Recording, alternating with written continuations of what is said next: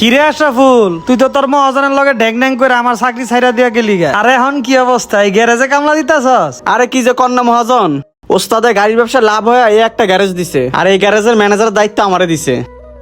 তোর উস্তাদে কি আলাদিনের চেরাক পাইছে নাকি? ব্যবসা তো আমরাও করি, এক গাড়িতে আবার গ্যারেজও কিনা লাইছে। আরে কি যে বলেন না মহাজন, ওস্তাদের পরিশ্রমের ফলে তো এই সফলতা পাইতাছে। তাই এই ব্যাপার, তোর মহাজন কই? ওস্তাদ গ্যারেজের পিছে আছে। পিছে না? আচ্ছা থাক, আমি তোর মহাজনের লগে কথা কই আইতাছি। কিরে ওমর, জি মহাজন। তুই কি আলাদিনের চেরাক পাইছস নাকি? এতদিন ধরে ব্যবসা করে একটা গাড়ি লয়ে কোনো মতে চলতাছি, ঠিক মতো ভাতি জুড়ে না, আবার তুই এক গাড়ি থেকে আবার একটা গ্যারেজও করে ফেলাইছস, কেমনে কি?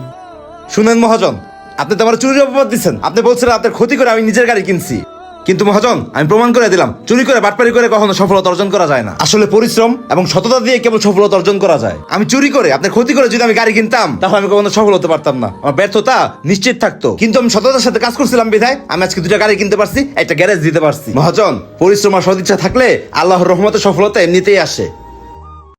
লক্ষ্য অনুযায়ী সততার সাথে পরিশ্রম করতে থাকেন, আল্লাহর রহমতে সফলতা আসবেই আসবে।